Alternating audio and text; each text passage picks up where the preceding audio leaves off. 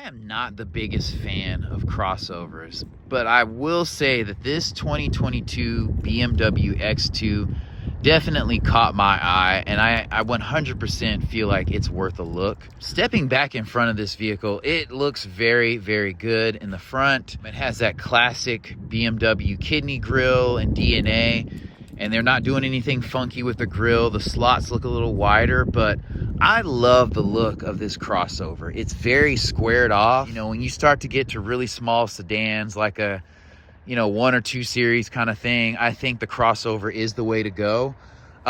It does make it look a little bit more substantial to me. I love these wheels. You have an 18-inch rim here, but then you also have a good amount of sidewall, so it's not gonna ride like trash. I love the plastic molding along the bottom. That's gonna protect the paint. I love the dual exhausts that are appropriately spaced apart. I hate the BMW exhausts that are kind of in the middle of the vehicle. Those look very tacky and ugly to me. The back of this vehicle looks very, very good. I love the haunches on it. So it looks very, very strong, muscular, and sporty. The tires are thick and meaty, so there's not a bad angle on this vehicle. And I love the BMW logo here on the side. That is a very dope touch. And before I go inside the vehicle, I want to take a look under the hood. And this vehicle has, you guessed it, a 2-liter turbocharged engine producing 228 horsepower and 258 pound-feet of torque. So that is a good amount of power from a 2-liter. I love how the hood goes up, where you just pull the lever twice in the driver's side footwell, and then the hood just goes up. So you don't have to worry about digging for some sort of latch. Twin power turbo. Manufacturers are extracting a lot of power out of these engines today, and they've been doing it for a while. And if you're buying German, it's going to have complications. So you're not going to be doing too much work other than changing out the air filter in this vehicle. But this is what the engine compartment looks like. So one thing I love about this crossover, and I'm kind of geeking over, is that like the quality and prestige is here in this tiny BMW. So when you get smaller BMWs, you still get the quality. As you can see in the headlight, it says BMW LED.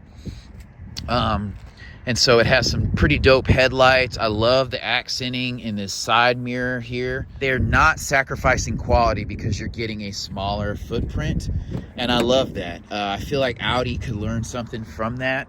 I mean, there's not a ton of stuff going on in this door. So these window switches are pretty plain, but they're very tactile. It seems like they have a 2-position, so if I just tap it, it'll kind of go down part ways, and then if I press it all the way, it'll go down automatically. So that's dope. You know, you have a metallic speaker grill here, so even though it's a Teutonic look, it's still quality. So that's metal.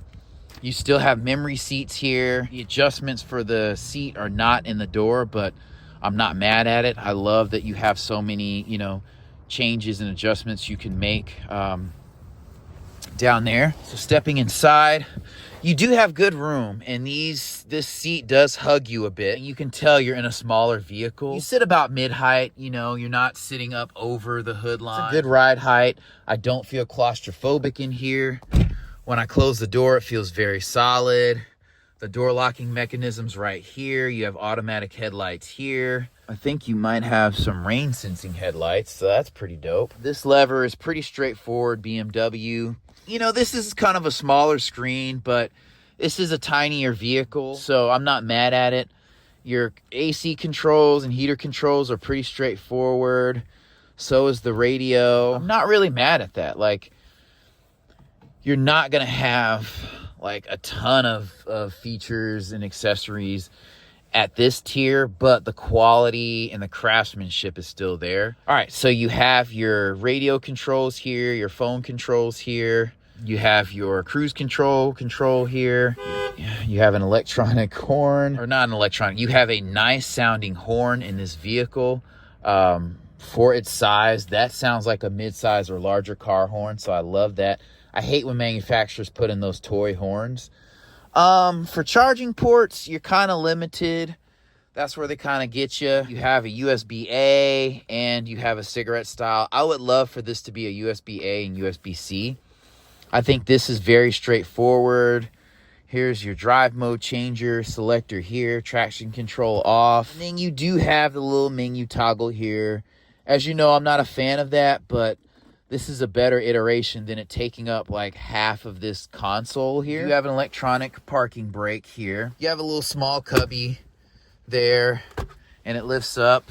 And actually, you do have a USB-C charging port in here. So that's pretty dope. There's not a ton going on in this cabin, but it is classy, you know, and you do have LED accent lighting here. So that is a very, very nice touch. You do have the panel roof here. I love that. And then you also have LED lighting in here. It's a little bit cooler than my camera's showing. So that's dope. And then you do have an auto dimming mirror. You can see the sensor right here. It is kind of small.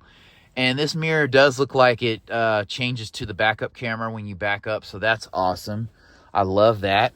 So yeah, really no complaints on this. All right, so hopping into the back seat, I mean, it's more of the same. It is kind of a plain design, but you can still tell it's quality. You have a thick pillar here. The glass feels very solid there and not cheap. Again, I love this BMW logo here. You have your long, low-slung shark fin. And then sitting in the back, you can tell it's tighter, but again, here's another touch that you see with this BMW. You have footwell lighting down here, and this is a 2 Series vehicle. You have USB-C charge ports back here. You have vents. Even though they don't really do anything, they still give you these, like they blow on your shins. This is a really, you know, a smaller vehicle, so they're not as functional, but the fact that you have them says that BMW is holding the line and holding the standard. These seats are comfortable back here. There's not much bolstering. They do kind of sit up a bit, but you could have 4 adults in this SUV or crossover quite comfortably. I'm not mad at it. You do have a hard back here, and this is in line with, you know, the BMW family of vehicles. You're not sacrificing quality, craftsmanship, street cred. You still get the prestige of a BMW. If I saw somebody pull up in this in a 5 Series, I wouldn't be like, oh, this is a poverty BMW. No, this is just a small, low-slung, dope crossover. So